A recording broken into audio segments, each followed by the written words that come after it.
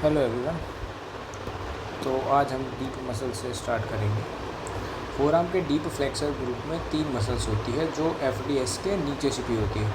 Flexor digitorum profundis, 4 fingers के DIP joints का main flexor, flexor policies longus thumb का long flexor, और pronator quadratus distal forearm का छोटा स्क्वायर प्रोनेटर। अब एफडीपी के कुछ स्पेशल पॉइंट्स देखते हैं जो एग्ज़ाम और क्लिनिकल दोनों के लिए इम्पोर्टेंट है। एफडीपी फोरआर्म का सबसे पावरफुल और सबसे बल्कि फ्लेक्सर है। यह पूरी हैंड की डीप ग्रिपिंग फोर्स जनरेट करता है, इसीलिए इसका मसल बेली काफ़ी मोटा और स्ट्रॉन्ग होता है। ठीक है। इंटरेस्टिंग बात यह है कि एफडीपी एंटीरियर कंपार्टमेंट की मसल होते हुए भी इसका बल्क पोस्टीरियर फोरआर्म पर अल्ना के सबक्यूटेनियस पोस्टीरियर बॉर्डर के जस्ट मीडियल साइड एक मस्कुलर एलिवेशन के फॉर्म में फील होता है। जब फोरआर्म स्लिम हो तो पीछे से भी इसका माउंट देखा या फील किया जा सकता है। हैंड की पावर जैसे हैवी सूटकेस उठाना, पुलअप्स, टाइट हैंडल पकड़ना, इसका मेन कंट्रीब्यूशन एफडीपी का होता है, क्योंकि ये डिस्टल फैलेंजिस को डीआईपी लेवल पर फ्लेक्स करके ऑब्जेक्ट को फिंगर टिप से लॉक कर देता है। एफडीएस फास्ट मूवमेंट्स के लिए एफडीपी पावर करता है। ठीक है। एफडीपी एक हाइब्रिड मसल है क्योंकि इसको 2 अलग नर्व्स अप्लाई करती है। लेटरल हाफ इंडेक्स और मिडल फिंगर्स को anterior interosseous nerve, medial nerve का ये ब्रांच है, और मीडियल हाफ रिंग और लिटिल फिंगर अल्नर नर्व। इसीलिए अल्नर नर्व पैल्सी में रिंग या फिर लिटिल फिंगर ग्रिप वीक होती है। मीडियन एआईएन पैल्सी में इंडेक्स और मिडल फिंगर के डीआईपी फ्लेक्शन में दिक्कत आती है। अब फ्लेक्सर पॉलिसिस लॉन्गस की अगर बात करें, यानी कि थंब के लॉन्ग फ्लेक्सर के स्पेशल रिलेशंस देखते हैं। सबसे पहले बात करते हैं एआईएन की, चलो बात कर लेते हैं। ठीक है। तो एंटीरियर इंटरऑसियस नर्व एआईएन और उसके साथ वाली एंटीरियर इंटरऑसियस आर्टरी या फिर वेन्स इंटरऑसियस मेम्ब्रेन के एंटीरियर सरफेस पर नीचे डिसेंड करते हैं। इनका कोर्स एफडीपी और एफपीएल के बीच वाले प्लेन में होता है, यानी एक तरफ एफपीएल, दूसरी तरफ एफडीपी और बीच में एआईएन प्लस वेसल्स। ये relation AIN syndrome, median nerve entrapment और सर्जिकल अप्रोचेस के लिए काफ़ी इम्पोर्टेंट है। ठीक है। एफपीएल की अगर हम बात करें तो एफपीएल का टेंडन फ्लेक्सर रेटिकुलम के नीचे कार्पल टनल के थ्रू पाम में जाता है। पाम के अंदर ये ओपोनिस पोलिसिस और एडक्टर पोलिसिस के ऑब्लिक हेड के बीच के गैप से होते हुए थंब के फाइब्रस फ्लेक्सर शीट में एंटर करता है। यही टेंडन थंब के आईपी जॉइंट तक जाता है और आईपी प्लस एमसीपी फ्लेक्स करता है। एफपीएल का जो टेंडन है, ठीक है, एफपीएल का जो टेंडन है वो रेडियल बर्सा के अंदर एनक्लोज होता है। ये एक साइनोवियल शीट है जो थंब के फ्लेक्सर टेंडन के अराउंड होती है। इन्फेक्शन इस बुरसा से थंब के मूवमेंट बहुत पेनफुल हो सकता है। ठीक है। अब हम बात करते हैं synovial sheets of flexor tendon की।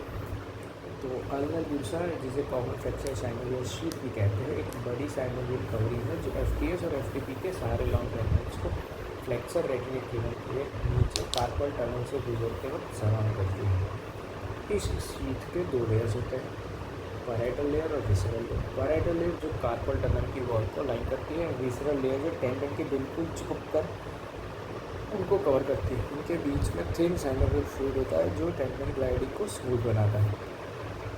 इस अरेंजमेंट को देखकर लगता है कि साइनोवियल सैक को लेटरल साइड से टेंडन इसमें अंदर धकेल दिया हो, यानी एक बलून को साइड से प्रेस करो तो वॉल अंदर फोल्ड हो जाती है, वैसे ही इन्वेजिनेशन हुई दिखती है। अल्नर बुरसा फोरआर्म में 5 से लेकर 7.5 सेंटीमीटर तक ऊपर एक्सटेंड करती है, यानी कार्पल टनल से प्रॉक्सिमल।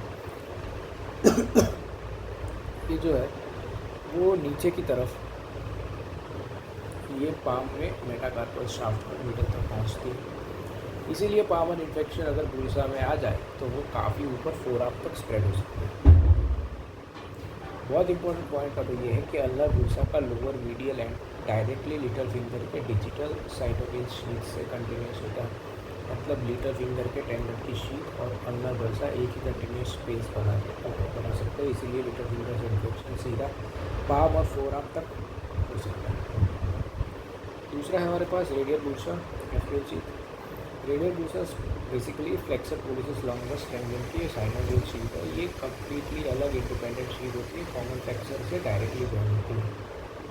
अल्नर की तरफ रेडियल बुर्सा का upper limit common flexor sheet के लेवल के बराबर होता है, यानी दोनों का प्रॉक्सिमल एक्सटेंट सिमिलर होता है। नीचे की तरफ ये थंब के डिस्टल फैलेंक्स तक एफपीएल टेंडन के साथ साथ चली जाती है, इसीलिए थंब की फ्लेक्सर टेंडन की पूरी लेंथ रेडियल बुर्सा में एनक्लोज रह सकती है। तीसरी बात अगर हम करें डिजिटल साइनोवियल शीट्स, तो डिजिटल साइनोवियल शीट्स हर फिंगर के फ्लेक्सर टेंडन एफपीएस, एफडीपी और एफपीएल को उनके फाइब्रस फ्लेक्सर शीट के अंदर सराउंड करते हैं। यही टेंडन के ग्लाइडिंग टनल्स हैं जो फिंगर में फ्रिक्शन कम करते हैं। लिटिल फिंगर की डिजिटल शीट ऊपर जाकर अल्नर बुर्सा से डायरेक्टली कंटिन्यूस होती है। थंब की डिजिटल शीट ऊपर रेडियल बुर्सा से डायरेक्टली कंटिन्यूस होती है। इसका मतलब इन्फेक्शन अगर थंब या लिटिल फिंगर के फ्लेक्सर शीट में हो तो वो पूरे बुर्सा सिस्टम प्लस पाम और फोर आर्म तक फैल सकता है। लेकिन इंडेक्स, मिडल और रिंग फिंगर की डिजिटल शीट्स अपने अपने लेवल तक कम्प्लीटली इंडिपेंडेंट क्लोज्ड स्पेस होती है। ये अल्नर या रेडियल बुर्सा से कंटिन्यूस नहीं होते। तो इन फिंगर्स की टेंडेंसी इन्फेक्शंस यूजुअली लोकलाइज रहती है अनलेस सीवियर स्प्रेड ना हो। ठीक है, आखिरी पॉइंट है हमारे पास विंकुला लॉन्गा ब्रेविया। विंकुला लॉन्गा और विंकुला ब्रेविया छोटे छोटे साइनोवियल फोल्ड्स या फिर बैंड्स होते हैं जो फ्लेक्सर टेंडन्स को फेलेंजिस से कनेक्ट करते हैं, जैसे छोटी ब्रिजेस जो टेंडन और बोन के बीच बनी होती है या फिर बनती है। इन विंकुला के अंदर से छोटी ब्लड वेसल्स टेंडन तक जाती है, यानी टेंडन्स की ब्लड सप्लाई का इम्पोर्टेंट रूट है। इसीलिए उनको कट करने से टेंडन न्यूट्रिशन अफेक्ट हो सकता है। एम्ब्रियोलॉजी के पॉइंट से ये मीजो टेंडन के बचे खुचे होते हैं, मतलब बचे खुचे रेमिनेंट्स होते हैं। मीजो टेंडन ओरिजिनली वो नैरो कनेक्शन था जो टेंडन को शीथ की वॉल से अटैच करता था। डेवलपमेंट के बाद उसके कुछ पार्ट्स विंकुला के रूप में रहते हैं। ठीक है, तो यहाँ पे ये टॉपिक ख़त्म होता है। डायग्राम अगर हम देखें एक बार, तो इस वाले डायग्राम में ये देखिए विंकुला ब्रेविया है, विंकुला लॉन्गा है। ठीक है, यहाँ पे एफपीएल आपको दिख रहा है, एफडीपी दिख रहा है, और यहाँ पे अल्नर बुर्सा दिख रहा है, रेडियल बुर्सा दिख रहा है। ठीक है, फ्लेक्सर रेटिकुलम है। तो ये सारी चीज़ें नेक्स्ट क्लास में हम arteries of front of four arm से स्टार्ट करेंगे।